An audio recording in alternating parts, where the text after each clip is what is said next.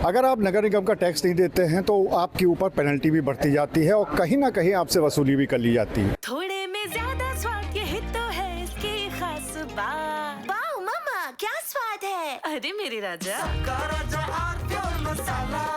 लेकिन अगर हम आम लोगों की बात करें तो उनके घर का टैक्स तो फिर भी काफ़ी कम होता है, लेकिन जो बड़े बड़े संस्थान हैं उनके ऊपर कानपुर में लाखों नहीं बल्कि करोड़ों रुपए बकाया हैं और इसके बावजूद वो लोग उसका टैक्स नहीं दे रहे हैं। और इसी वजह से नगर निगम ने अभी कार्रवाई करते हुए जो इंटरनेशनल स्तर का ग्रीन पार्क स्टेडियम है उसके कुछ कमरों को सील कर दिया है।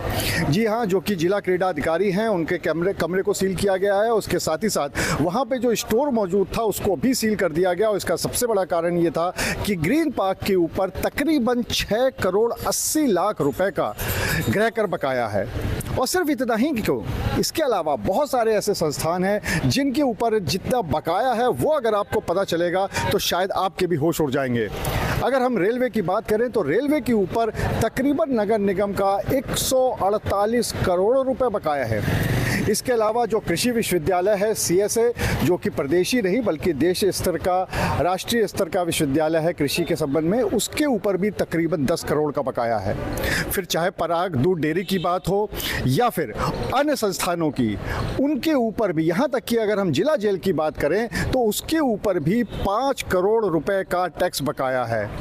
ये बिल्कुल जो एंड है, जो फाइनेंशियल ईयर का एंड है, इसको लेकर नगर निगम लगातार ये कोशिश कर रहा है कि ज़्यादा से ज़्यादा टैक्स की वसूली की जा सके। लेकिन फ़िलहाल ये इतने आंकड़े हैं जिनको अगर मिला लिया जाए तो शायद वो करोड़ों में चले जाएंगे। इस पूरे मामले पर नगर निगम का क्या कहना है, चलिए आपको वो सुनाते हैं।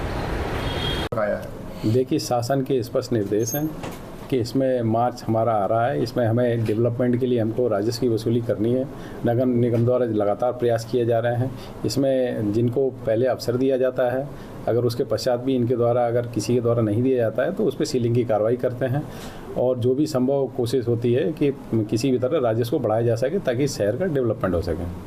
सर, बहुत बड़े बड़े बकायेदार हैं, कुछ बताना चाहेंगे कौन बड़े बड़े बकायेदार हैं, उनके खिलाफ क्या कार्रवाई हो सकती है, क्या प्रोसेस है?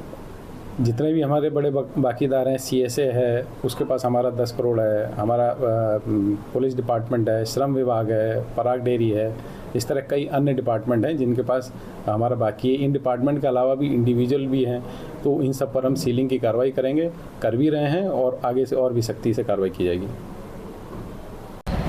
ग्रीन पार्क की तो सीलिंग कर दी गई है और उनसे पैसा मांगा गया है और कहा गया है कि जब तक वो अपना टैक्स नहीं देते थे तब तक उनके कमरे और स्टोर को नहीं खोला जाएगा। इसके साथ ही साथ जो अन्य विभाग हैं उनको भी नोटिस भेजा जा रहा है और उनसे टैक्स वसूली की कोशिश भी की जा रही है। लेकिन अब देखने वाली बात ये होगी कि क्या वाकई में नगर निगम ये जो सारे टैक्स है इसकी वापसी कर पाएगा, ले पाएगा जो बड़े बड़े संस्थान हैं उनसे, या फिर ये सिर्फ एक कागजों में होकर रह जाएगा। क्योंकि कहीं ना कहीं ये लगातार सालों से जो टैक्स बकाया है इनकी कीमत बढ़ती जा रही है, इनका अमाउंट बढ़ता जा रहा है, लेकिन उसके बावजूद ये टैक्स नहीं मिल पा रहा नगर निगम को। फिलहाल कोशिश जारी है और अब देखने वाली बात ये होगी कि टैक्स नगर निगम को मिल पाता है या फिर नहीं। अनुराग अग्रवाल, TV9 कानपुर। थोड़े में ज्यादा स्वाद, यही तो है इसकी खास बात। वाओ मम्मा, क्या स्वाद है। अरे मेरे राजा, मसाला।